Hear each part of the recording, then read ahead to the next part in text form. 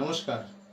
আমরা এসএসসি 2016 প্যানেলের চাকরিহারা যোগ্য শিক্ষক, শিক্ষিকা, শিক্ষাকর্মী, যোগ্য waiting, not called for verification এবং অনশনকারী মঞ্চের পক্ষ থেকে গত 16ই জুন রাজা সুবোধ মল্লিক স্কোয়ার থেকে বিধানসভা অভিযান রেখেছিলাম।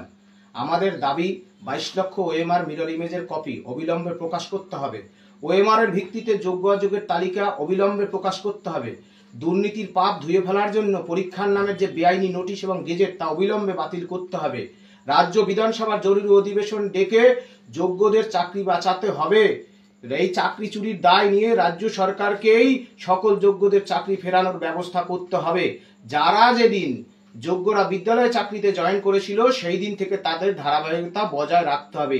এই দাবিতে আমরা 16ই জুন যে বিধানসভার অভিযান রেখেছিলাম তার ভিত্তিতে 18ই জুন রাজ্য বিধানসভার মাননীয় স্পিকার মহোদয় শ্রী বিমান বন্দ্যোপাধ্যায় এবং সরকার পক্ষের চিফ হুইপ শ্রী নির্মল ঘোষ মহোদয়ের সাথে আলোচনা ক্রমে এবং আমাদের ডেপুটেশন কর্মসূচি তার ভিত্তিতে বিধানসভার জরুরি অধিবেশন আসবে, কিন্তু আজও আসেনি। গত 23শে জুন আমি সুমন বিশ্বাস এবং আমার সাথে একজন শিক্ষাকর্মী ছিলেন, তাকে নিয়ে আমরা নবান্নে মাননীয় চিফ সেক্রেটারি মহোদয়ের কাছে ডেপুটেশন এবং মুখ্যমন্ত্রীর দপ্তরেও আমরা ডেপুটেশন দিয়ে আসি। তারপরে আজও রাজ্য সরকার যোগ্য অযোগ্যের তালিকা প্রকাশ করলো না, বিশেষ করে যোগ্যদের তালিকা আজও প্রকাশ করলো না। আমরা গত 26শে জুন বৃহস্পতিবার কোচবিহার চলো ডাক দিয়েছিলাম। কোচবিহারের মাননীয় ডিএম দপ্তরে আমরা ডেপুটেশন দিই এবং ডিআই দপ্তরে দিই। এটাই পশ্চিমবাংলায় এই প্রথম যুগান্তকারী একটা ঘটনা ঘটল।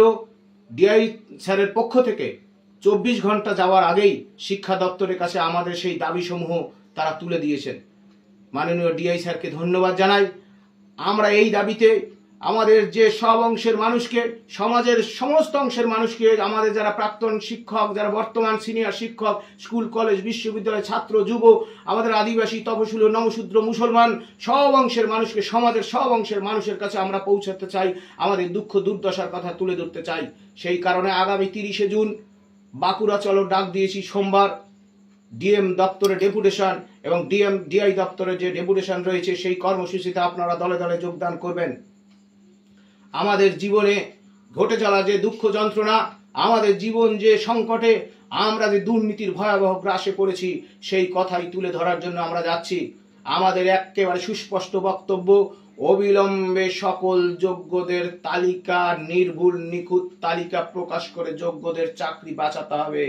সেই দাবিতে চোয়ালটা শক্ত করে নেতাজি সুভাষচন্দ্র বসুর সেই আজাদ হিন্দ ফৌজের মতো শেষ যেই লড়াই, সেই লড়াইটা করার জন্য আমরা রাস্তায় বেরিয়েছি। রাজ্যের মাননীয় মুখ্যমন্ত্রীর প্রতি আমরা বলতে চাই, যে কোনো মূল্যে যোগ্যদের চাকরি ফেরাতে হবে। এটাই আমাদের বক্তব্য। সমাজের সব অংশের মানুষ, মায়েরা, বোনেরা, ছাত্র যুবক, আপনাদের কাছে আমাদের সকলের কাছে আমাদের অনুরোধ, আমাদের পাশে থাকুন, আমাদের আন্দোলনের পাশে থাকুন। আমরা আর যোগ্য চাকরিহারাদের বলতে চাই, নিজেদের হাঁটুর জোরে আপনারা লড়াইয়ে অংশগ্রহণ করুন। দলীয় রাজনীতির মুখাপেক্ষী হয়ে না থেকে আপনারা লড়াইয়ে নামুন। শেষ হাসি সকল যোগ্যরা জিতবে। এত কষ্টের পাওয়া যোগ্য চাকরি যায় কি করে? এই বুলি আওড়াতে আওড়াতে চোয়ালটা শক্ত করে আপনারা এই লড়াইয়ে অংশগ্রহণ করুন, আপনারাই জিতবেন। এইটুকুই বলতে চাই। নমস্কার, সকলকে ধন্যবাদ।